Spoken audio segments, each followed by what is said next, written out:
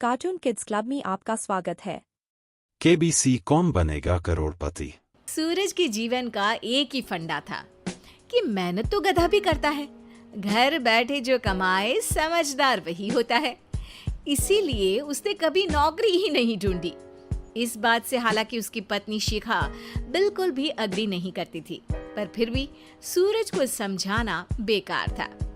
TV में कैसे बनोगे करोड़पति का ऐड देखकर उसे लगा कि बस अब तो घर बैठे ही वो करोड़पति बन सकता है, और उसके पीछे उसने अपने सारे सोर्सेस एक्टिव कर दिए। 2 हफ्ते में उसके कलीग के साले के पड़ोसी के बेटे का सोर्स निकलता है जो कि उसे शो में पहुंचा सकता है, और सूरज उससे मिलने चला जाता है। अच्छा, तो हमें मुकेश जी बता रहे थे कि आप हमें शो में पहुंचा सकते हैं। हाँ, उसमें कोई तकलीफ नहीं है। मैं कल अगर कोशिश करूँ तो इसी महीने में आपका नंबर आ जाएगा। अरे ये तो बहुत बढ़िया हो गया। अच्छा, वो सिलेबस और क्वेश्चन पेपर का कोई जुगाड़ है क्या? उसका तो कोई जुगाड़ नहीं है। तो वो वाकई में कुछ भी पूछ सकते हैं? हाँ, वो तो बच्चन जी पर है, जो पढ़ते हैं वो पूछ लेते हैं। पहली कोशिश फेल होने पर अब सूरज के सामने एक बहुत बड़ा सवाल था कि आखिर जवाब कहाँ से लाए। तब शिखा ने एक सजेशन दिया, क्यों ना सूरज अपने चचेरे भाई सुमित से मदद मांगे, जो कि यूपीएससी की तैयारी कर रहा था।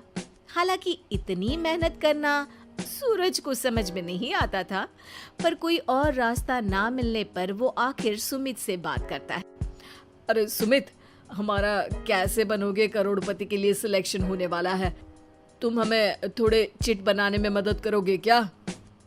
अरे भैया, चिट बनाए तो सालों हो गए, उसमें हमारा एक्सपर्टीज नहीं है, बल्कि आप बोलो तो हम आपकी पढ़ने में जरूर मदद कर सकते हैं।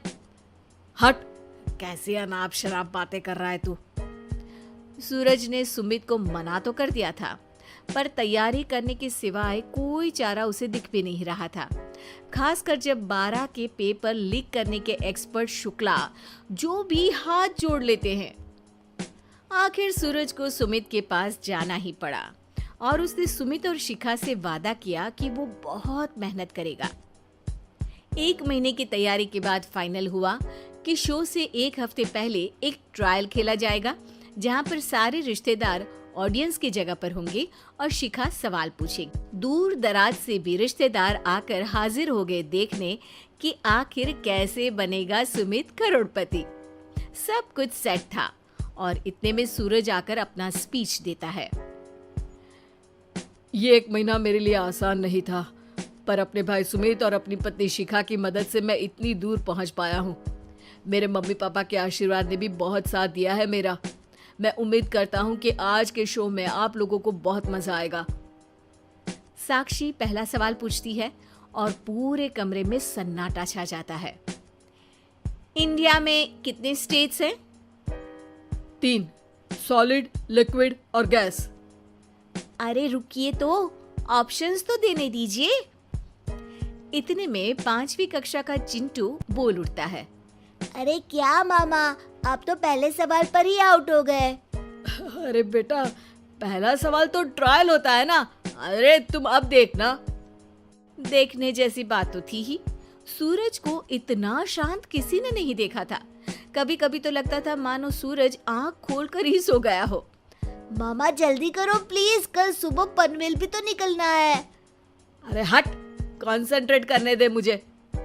3 सवाल में 3 लाइफलाइन खत्म हो चुकी थी, और अब चौथे सवाल पर भी सूरज का मौन नहीं टूटा, पर सूरज अभी भी हार मानने को तैयार नहीं था। उधर हर कोई सूरज को छोड़ सुमित को देख रहे थे। आखिर सुमित ने ही तो पढ़ाया था सूरज को। गजब बेइज्जती है यार। अरे बेटा, तो बाप का, दादा का, भाई का, सबका नाम बुड़वाएगा। अरे 3 लाइफलाइन ले ली तो भी तेरा कुछ नहीं होना है। अरे कोई इतनी बात करता है क्या शो पर? अरे बेटा, शो पर तेरे जैसे भी तो नहीं आते ना। सूरज की ये जंग आखिर 1 घंटे बाद 5वें सवाल पर खत्म हो गई, जब उसने इंडिया के नेशनल बर्ड का नाम कहा कौवा। अरे बेटा, मजा तो बहुत आया, बस थोड़ा टाइम पर खत्म होता तो आनंद भी आ जाता। ताने बारिश की बूंदों की तरह बरस रहे थे और सूरज को भी समझ आ रहा था कि ये करोड़पति बनना शायद उसके बस के बाहर की बात है। पर वो आखिर ये बात मान कैसे लेता? वो सख्त लौंडा जो ठहरा, उसने सोचा कि बेइज्जती तो हो ही चुकी है, पर अगर मैं हार नहीं मानूं तो शायद कुछ हो सकता है। शिखा, तुम देखना, असली शो में आग लगा दूंगा, आग, करोड़पति बनूंगा मैं। हाँ, सब्जियां खत्म हो गई है घर पे, ले आओ। पहले पति बन जाओ, फिर करोड़पति बनना। अरे गजब बेइज्जती है यार। बेटा, अभी तो घर पर ही हुई है, 1 हफ्ते में तो तुम देश के सामने करवा कर आओगे। वैसे जब टीवी पर जाओ ना तो बस अपने मम्मी का ही नाम लेना, ठीक है? कोई पूछे तो बोलना कि पापा नहीं है मेरे। अरे पढ़ाई की, पेपर निकलवाए, इतने सारे लोगों को खाना खिलवाया, क्या फर्क पड़ा? इसीलिए मैं कहता हूँ कि मेहनत तो गधा भी करता है, घर बैठे जो कमाए वही सिकंदर। लेकिन मामा, गधे भी जानते हैं कि हमारा राष्ट्रीय पक्षी मोर है।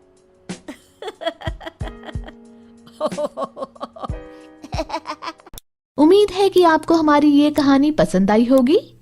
कृपया हमारे चैनल को सब्सक्राइब करें और सभी अपडेट्स के लिए बेल आइकन जरूर क्लिक करें। और हाँ, वीडियो लाइक और शेयर करना मत भूलिएगा। Bye bye.